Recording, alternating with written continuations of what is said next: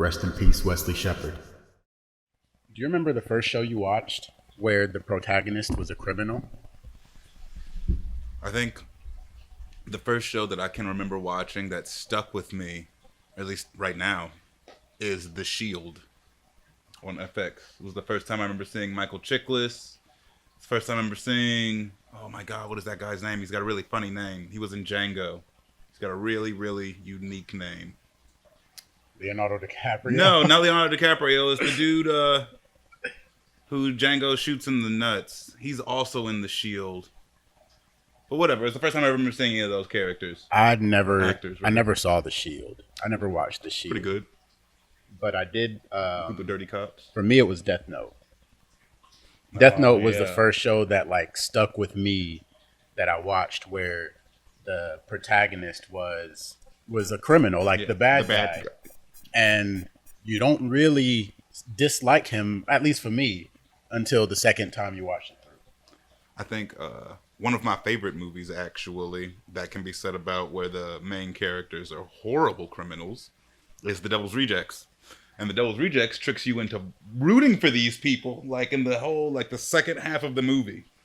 They're endearing. And the first half of the movie, you watch them do horrible, deplorable things. So your first watch through of The Devil's Reject, because I haven't seen the movie, but are you aware that you shouldn't be rooting for these people? Like, yes, even if you haven't seen, Devil's Rejects is like a spin-off sequel of a movie called The House of a Thousand Corpses. And even if you have not seen that, within the first 3 or 4 minutes of the movie, it is established that these people are not good people. Like immediately. Even without context, you know that. Maybe we're gonna have to watch that. Love to. I think it's I'll watch it anytime. I think it's like it's when your protagonists are terrible people, I think it's necessary to either one, like you gotta get the viewer on their side, or two, you have to hide how terrible they are very well. Devil's Rejects has neither of those things.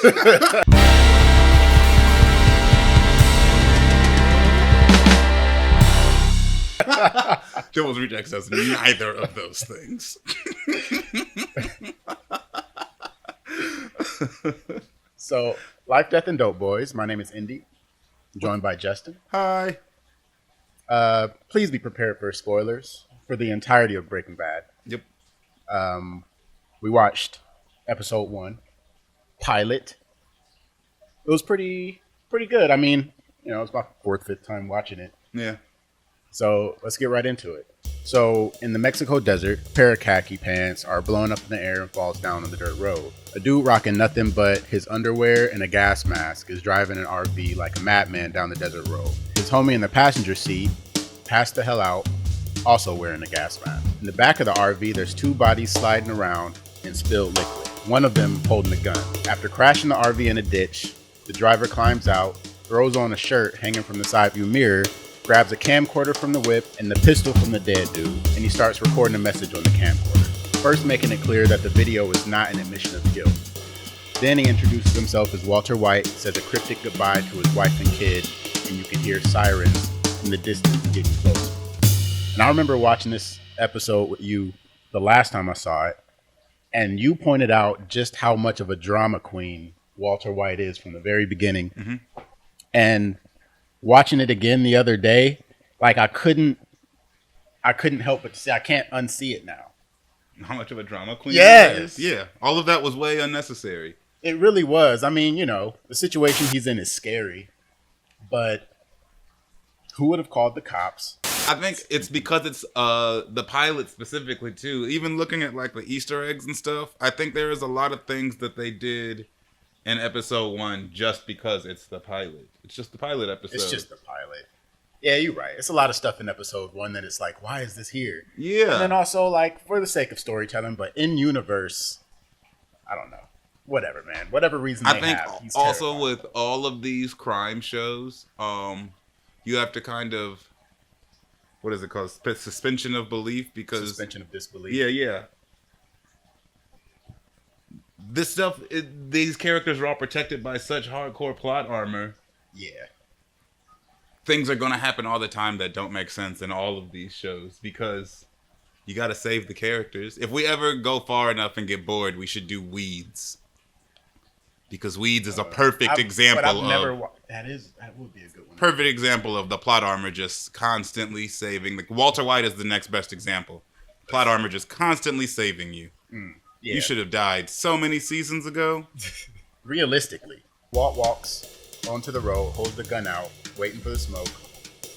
And we have our introduction to Walter White. That's where it ends, like the intro teaser to the show. So... going into the show, going all the way back 3 weeks earlier. It's Walt's 50th birthday. Inside his humble crib in Albuquerque, New Mexico, Walt wakes up before the sun rises, gets his workout on, while looking at a plaque on his wall showing off the contributions to research that won a Nobel Prize in chemistry. His wife Skylar serves him a plate of eggs with veggie bacon, veggie bacon spelling out 50 on the plate, which they do reference again in I don't know if it's the last episode, but he turns 52 at the end of the series, and he's at a diner, and he's got bacon and eggs, and he makes a 52 out of the bacon. So that's like a really cool callback to the first episode. Walt drops off Jr. at J.P. Wynn High School, where he also teaches chemistry. In class, he breaks it down to his disrespectful-ass students, how he sees chemistry as not just the study of matter, but also the study of change. Which he does with the chemical code for meth. Oh, yeah. The chemical formula for methamphetamine written on the chalkboard. Man, them kids wasn't paying just attention. In case. I'm sure no one else in the high school would have realized that. Maybe, sure, it's a callback or just a little Easter egg because it's the first episode, but what if? What if Walter was just bored at work that day and just wrote it on there to see if anyone else noticed? And no one ever did. Because no one else knows, chemistry. Yeah. It's just what gives him his laughs, right? Yeah. He doesn't get entertainment from any other part of his life. He's like, let me make meth on the chalkboard right quick. No one's ever going to get this. Them kids ain't listening anyway. They're not paying attention. Motherfucking Chet. Ionic bonds.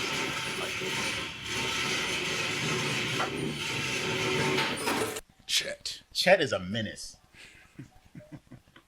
Is there something wrong with your seat? He's got to be loud as hell. We all know a Chet. We all knew a Chet. We all went to school with a Chet. Yeah. Easily the most unlikable character in the entire series, man. I hate this dude. That's a hot take. The entire series. There's some... I don't think you see Chet again after the first episode. Yeah, but he's in the first episode twice, and he sucks both times. In the next scene, after school, Walt pulls double duty as a cashier at a car wash. But since the boss is short-staffed, they got him cleaning cars instead. Okay, so while he's taking care of a convertible, one of his disrespectful-ass students shows up and starts clowning him in snappy pics. And guess who it is? Chet. It's Chet. So when he gets home, finds out that Skylar threw him a surprise birthday party. Guess who shows up? Walt's loud brother-in-law who shouldn't be married because his wife's whole character is pointless. Hank Schrader. Hank just so happens to be a DEA agent. Once Hank peeps the time, he's all pumped to turn on the local news when they're talking about a bust at a meth lab. He even gets interviewed for it. Walter is way too thirsty. Walter is like... Immediately. How much money is that? Oh, Hank. It does seem like for the whole first Walter, episode, like down.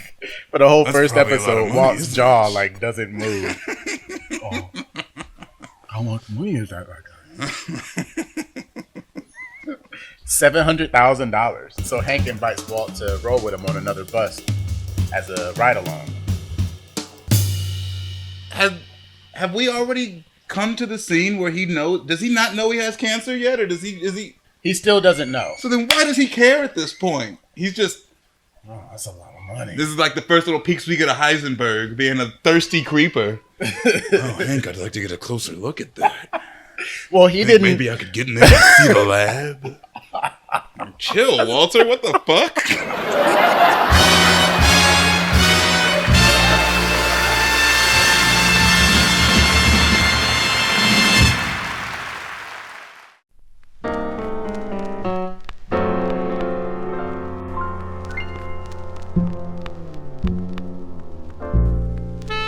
You are now watching Life, Death, and Dope Boys.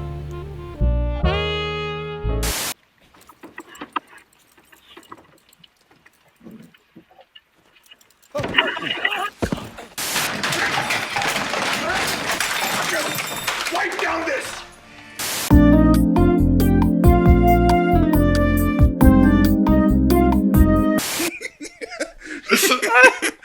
Even at that point, Hank is like, Yeah, I guess. well, we can go ahead and do a sweep in there. But My thing is, Hank is a bad cop. Well, you're not but- supposed to take civilians on especially ride-alongs for drug you busts are to Nobel Prize winning chemist brother-in-law. You're gonna take him into the meth lab? Yeah. and he's Why got do you the- want to go see this, Walter? Yeah, well, The right questions were not asked. Nah, not at all. It's like, well, give me some time. Let me clear it out, and then you can walk through the meth lab. Yeah. We'll let you. Who is he? You want to take pictures? Like that scene in Batman, the new Batman movie, where Batman walks into the crime scene and all the cops are just like, Why this guy here? I just want to take a look. so I look around a little bit. What's that? Meth? Yeah, that's that's meth. So the next day, skipping school, or at some point, skip school, we go straight to the car wash. Walt straight up collapses out of nowhere and gets taken away in an ambulance. At the hospital, huh? I'm not remembering. You know where we're at? Yeah, All right, yeah. so the doctor at the hospital comes through and drops a bomb on him saying he has inoperable lung cancer and only a couple years left to live tops. Which is interesting because he does die 2 years later, but not from cancer. So Walt's feeling all disconnected and distant. When he comes back to the car wash, his boss Bogdan got the nerve to ask him to wipe down the cars again. Walt's not having it. He loses it, knocks stuff off the shelves. You get one of the only fucks in the entire show. Well, it's.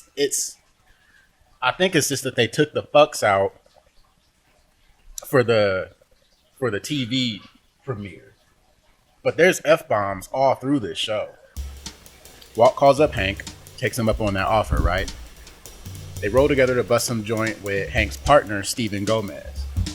Hank and Gomez go in to raid this meth lab owned by a local dope boy called Captain Cook. Walt waits outside in the whip, but then out of nowhere, Walt spots Jesse Pinkman, his former student, creeping out a window from the house next door. They lock eyes for a sec, recognize each other. Jesse takes off, and it hit Walt like a ton of bricks. Jesse's the very dope boy that Hank and Gomez are trying to catch. Later that night, Walt shows up at Jesse's crib, straight up blackmails him into letting him be a partner in his meth operation. Walt brings the chemistry skills, Jesse brings the street smarts. And then this is like the first case of Walter manipulating Jesse in the series. But I feel like this is an empty threat. Like, Walt isn't gonna snitch on Jesse if Jesse decides not to do it. Yeah, because he's got nothing on him. He's like, no, you're trespassing. Leave before I call the police, Mr. White. Yeah, and tell them that you're trying to cook meth. I'm going to go lock my doors. Yeah, I'm gonna call the cops and tell them that you approached me about a meth business. Yeah. And then they're gonna realize that you were on a ride along where you creepily asked to go in and look at the meth lab. Like, come on, Walter. Right. Then you're going to have a real serious discussion with your wife and brother-in-law. End credits. But that's- Season and series finale. But that's kind of typical of Walt. Like, Walt is smart, right? Like, he's real smart, and usually he's good at like thinking on his feet. But as far as like making a plan, Walter is really bad at planning. He doesn't plan. He doesn't plan at all. Even like He plays it by ear. one of their like all of their successful heists, right? Something that he didn't plan for kind of messes it up. Even his most successful plan, which is taking down Gus, if he had thought about what happens after this, Yeah. I think a lot of his plans have no... What happens after we do this? He just, fuck, this is what we're doing. There is never a killing Mike's guys. What happens after this? Next day, Walt gets his thieving on. He jacks boxes full of chemistry equipment from the high school. Oh yeah, he does steal like 4 boxes worth of fucking science supplies Yes. from the school. A bunch of stuff from the school that he works at.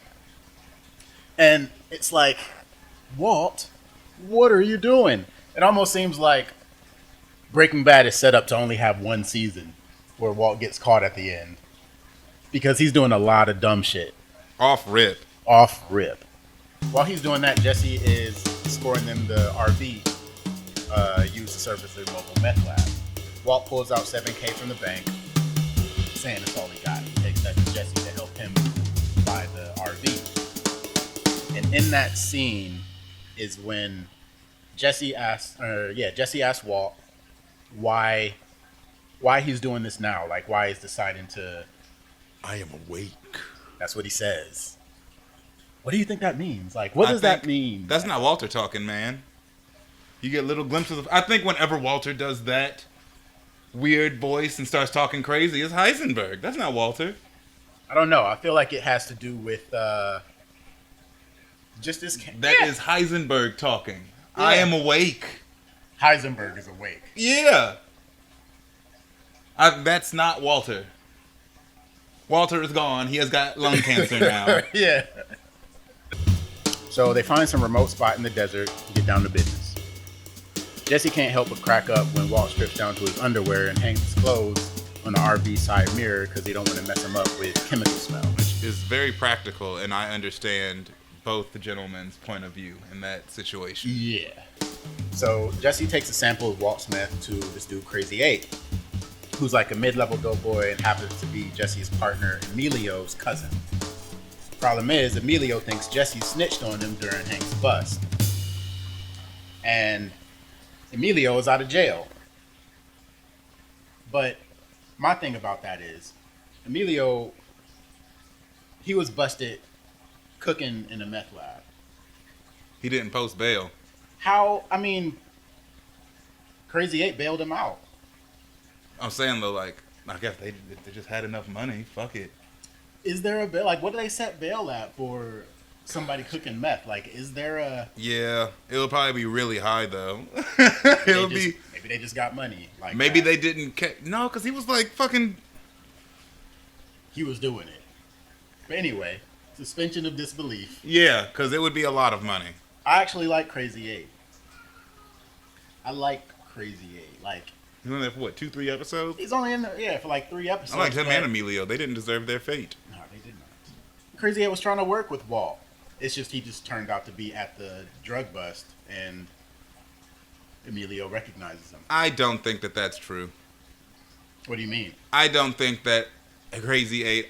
Even if Emilio hadn't pointed out that Walter was there, they were about to rob those again. Like, no matter what. No, like Crazy 8... Showed up with money, didn't he? So Crazy 8 and Emilio roll up on Jesse. They take Jesse at gunpoint to the RV. Yes.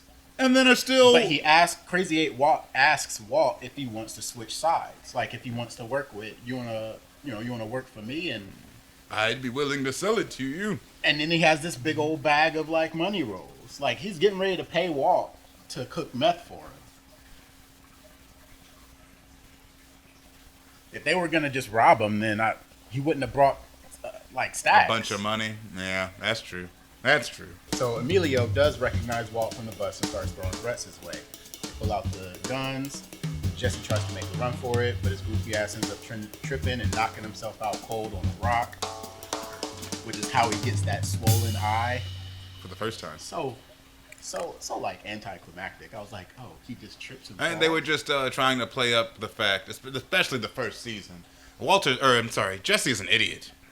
Jesse is dumb, and meth has fried his brain even worse than normal. Jesse is not a smart person. He's got potential, but he's dumb. He's dumb as fuck. Yeah, Walt's got to think fast, so he bargains for his life by promising to spill the beans on his meth formula. Emilio gets Jesse all tied up, and then he joined Crazy 8 in watching Walt do his thing in the kitchen. Walt was getting all his ingredients ready when Emilio, without even thinking, he's got the cigarette lit. Walt tells him he's got to get rid of it because they're in a meth lab. Yeah, this is a controlled environment, bruh. So he flicks the cigarette out the window, and that's what starts what's going to be that brush fire. Inside the RV, with Emilio and Crazy 8 keeping a close eye on Walt's every move, he mixed up some chemicals that created a blinding fireball and a deadly vapor. This is the phosphane gas that he attacks them with, which is really dope. And because you feel like he's in trouble, and he actually like wins with science, kind of gives you an idea for like what kind of a thinker Walt is. Right. So Walt makes a quick escape, leaving the two of them shooting bullets through the RV door over his head, but eventually they get overwhelmed by the gas. While all of this was going on, Walt noticed the brush fire outside and tried to put it out, but it was no use. Stuff's getting real frantic at this point. It's getting real frantic, and I didn't even think about it when I was watching it, but when I watched it with you, you mentioned that the fire is going to blow up the RV because it's a meth lab. Because it's a meth lab. Which irks me in the first place that Crazy 8 didn't say shit to Emilio like, bro, you know we're out in the desert. Don't throw this shit out of the window. You're going to cause a fire. We're in a meth lab. Come on, go put that shit out right. Yeah, right quick. Put it out right. Especially since Emilio worked in a meth lab. Like, he knows what it is. What are you doing? I don't know. He's smarter than that. Walt grabs a couple gas masks, one for himself. He puts one on Jesse and seats him in the passenger seat before making a frantic escape. Just like how it started in the beginning of the episode. So now we're back to picking up off, and I really like the shot that they used too, starting at the gun hole. Like, what the hell do you even call that? The barrel. Zooming out from the barrel, Walt is like pointing the gun at the camera, and I really like that as like a. And then here's where we left off, and he's holding the gun up. Such a dramatic thing to do. Yeah. Instead of being on the side of the road like this, you're He's going to like, stand in the middle of the road with a firearm pointed at what you believe to be the police. "Yeah, okay, man. He planning on dying though. He thinks that he just gave his last will and testament to his family. So, but when he does realize the sirens are fire trucks responding to the brush fire, he stashes the gun in the back of his underwear, and Jesse, with a black eye, wakes up and joins him. But before that, when he thinks the sirens are the police, he tries to shoot himself, but the gun safety is on. Which would have been crazy. Having watched the entire series, seeing him like try to kill himself in episode 1, it makes you think like, so what do you think would have happened to Jesse? Like, what would Jesse have done? So you wake up. Weren't Emilio and Crazy 8 underlings for Tuco? No, Emilio and Crazy 8 have their own operation. Okay. Jesse is selling Crazy 8's meth. Yeah. So, or at least he's buying it, but he's also cooking. What would happen? Jesse, I don't know. Everything would go pretty normal for everybody except for maybe Jesse, who should probably just lay low and just go back to being a regular dude. Hopefully, but I don't know. I don't know if he would. Hopefully, that's damn, what that day hanging out with my biology or chemistry teacher was crazy. I should chill. not do this. I should chill the fuck out. I do one plan with this dude and get robbed at gunpoint and beat up. Yeah. Let me sell this RV. Get the fuck on.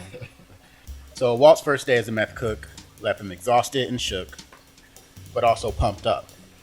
When he got home, Skylar started asking him all these worried questions, but instead of answering the question, they end the episode with an awkward ass sex scene. And that's the F.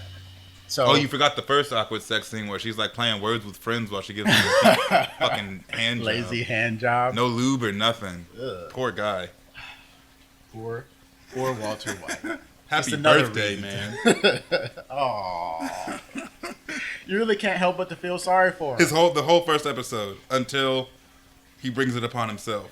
I think that's a big thing in the entire series is that you feel bad for Walter White, but he keeps bringing it on himself, and then you just slowly but surely stop feeling bad for him and feel bad for everyone around him. But at the same time, you realize that he doesn't really need to do this, right? Because he's not selling or making and selling meth to pay for his cancer treatment. He's doing it to feed his own arrogance. Yeah. Hubris. Well, his excuse that he gives in the beginning is that he wants to provide for his family after he's dead. No. his friends from college are both fucking billionaires and he's jelly because he could have been too. That's really what it is. And I would expect if Walter White died from cancer, his friends from college probably would have helped them out with like funeral expenses and something. Could have helped him out with fucking treatment. Yeah. But his plan is to die. Like, that's why he's trying to get money. Like, his plan is that he's going to be dead, and that's what makes him reckless. Like, that's what I think makes him even, start. You think so? Yeah. I think that if he wanted to survive cancer, he wouldn't start cooking meth because he's too afraid. But the cancer diagnosis is what, like, makes him less fearful. And, like, what's interesting about Breaking Bad is, like, you don't want to see him win because he's, like, charismatic. Like, Snowfall, like, you're rooting for Franklin because of how smart and charismatic he is as a character. You like him as a person. Mm-hmm. At least at first, for a while. And then even by the end, it's like, oh, Frank. Yeah, come on, man. But then there's other shows where you realize, like, people are forced into these circumstances because they have to, like Ozark. Yeah. Man. But Walter is just because you want to see him win because his life is garbage. Like, he has another choice, but his life just sucks. Do you have any final words or anything to say? Yeah, there are a few Easter eggs. Okay. Specifically that we didn't get to cover.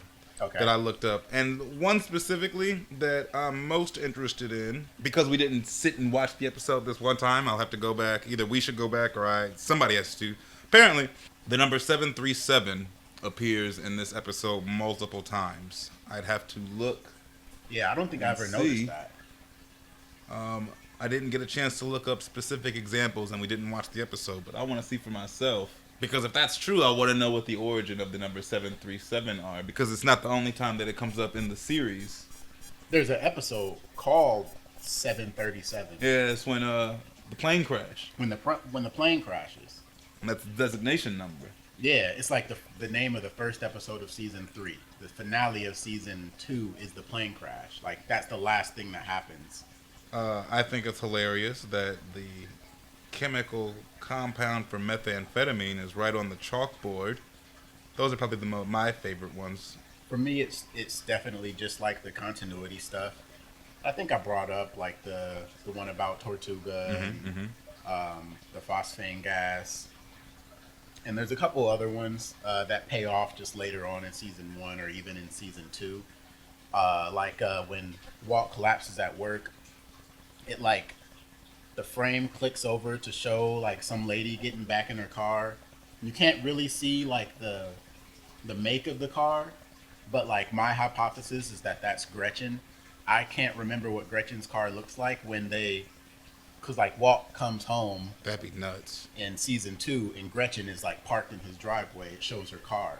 So like that's where the connect is, and I don't want to like look ahead and find out. I want to wait until we get there to like confirm that. So I don't know. We'll see. Like stuff like that is what I really appreciate in a show like this. It just shows that like the writers want to use every part of what's been established to create this story. You know.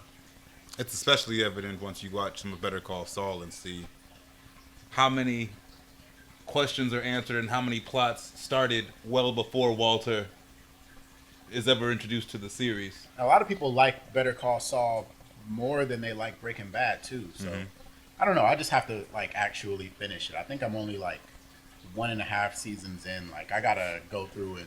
Likewise. Yeah. A few of the shows that we plan on doing, I'm not done with Ozark. Yeah. And I loved Ozark. That show was good. But yeah. Anything else? Thanks for listening to our voices. Yeah. This week's episode of Life, Death, and Dope Boys. We appreciate you. If you enjoyed listening to us, we kindly ask you to show your support by liking this episode. Humbly. We'd also love to hear your thoughts. Unless they're mean. No mean thoughts. Otherwise, leave a comment. No mean comments. Remember to subscribe or follow us to stay updated on our latest content as we release a new show every week. Your support means the world to us, and we sincerely appreciate each and every one of you. See you next time. Rest in peace, Wes.